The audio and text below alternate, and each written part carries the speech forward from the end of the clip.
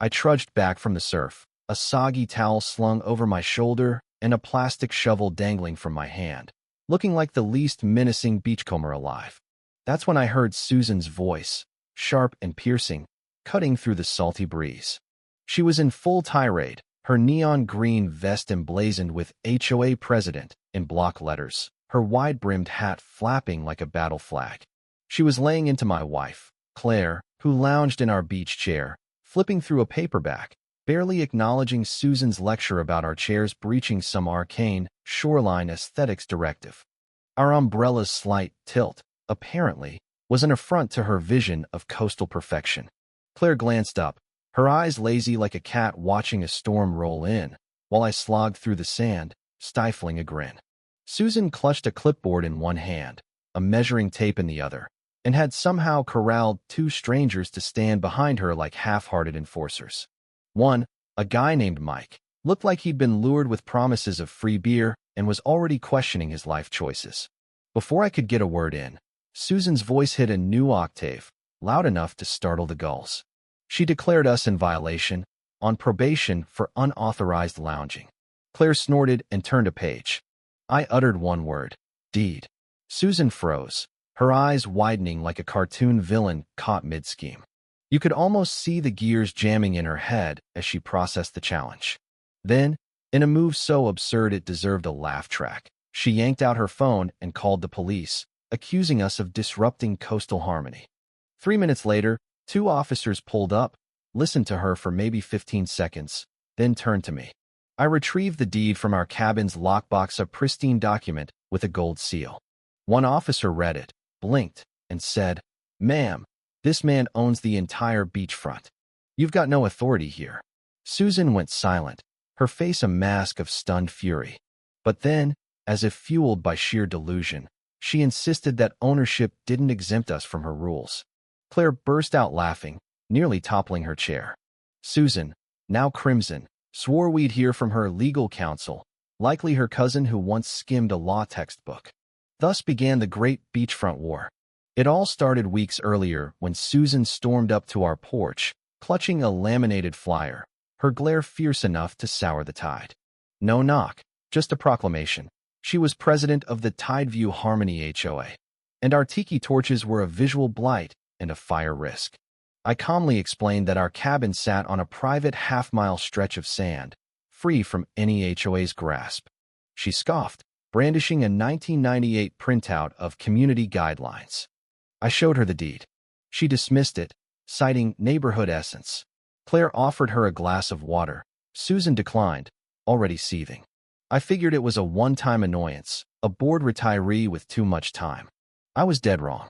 Susan wasn't just nosy, she was a despot in sandals. Within days, she plastered our mailbox with notices about misaligned trash bins and painted HOA enforced on the road outside our cabin. When I parked my truck there, she snapped photos, threatening to tow it under civic mandate. I told her to go for it. The truck didn't budge. Then came the signs. No shells permitted staked in the sand, scrawled in Comic Sans.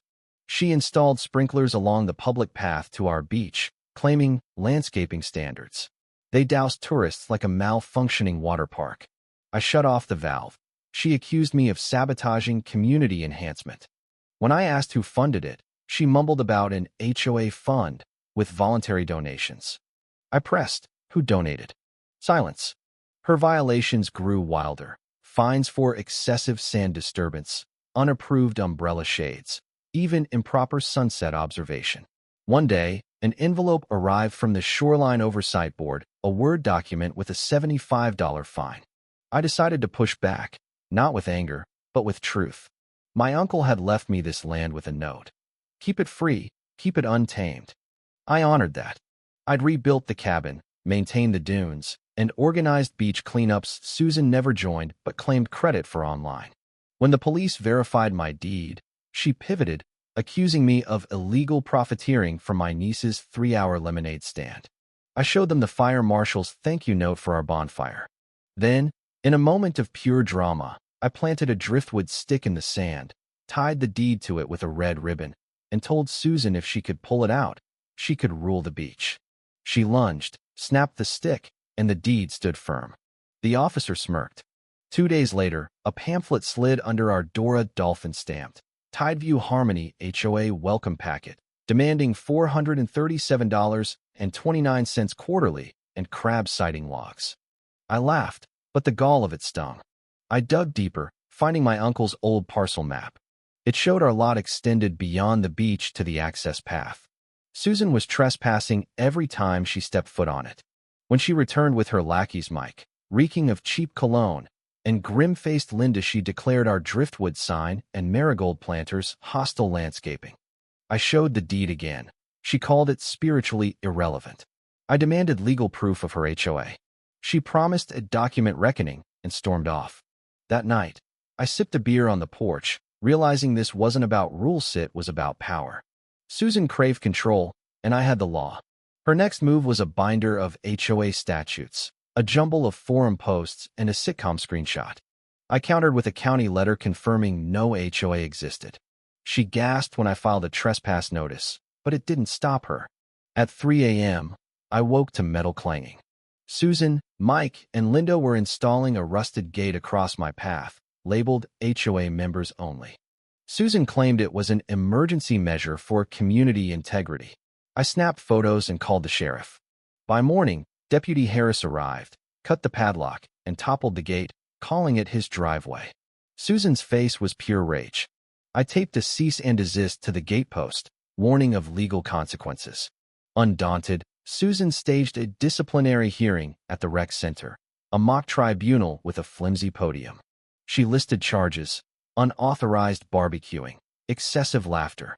I presented my deed and the county's letter. Deputy Harris walked in, handed her a civil notice for unauthorized governance, and her allies bolted. Neighbors clapped as her fantasy imploded. Then came a letter from a fake law firm, Carter & Sons, signed with Susan's initials. I called the number. It was a robotic voicemail. I forwarded it to the county. Next, a delivery truck brought picnic tables and a lifeguard chair for her beach improvement project. I sent it back. Susan accused me of hoarding the coast. I told her she'd painted over a crab. The breaking point was her megaphone rant, branding me a beach despot. Neighbors ignored her. Deputy Harris delivered a trespass order, warning of arrest and fraud charges for her fake HOA fund, which had fleeced elderly residents. Her protest fizzled. Her flyers went untouched. The county investigated, and Susan went quiet, her signs vanishing. One morning, I found a faded flyer in the sand, tore it up, and tossed it in the recycling. The beach was mine again, free, wild, untroubled. Claire and I sat in our offensive chairs, watching the waves. Susan's chaos met my calm, her noise my silence, her delusion my deed. The truth outshone her megaphone.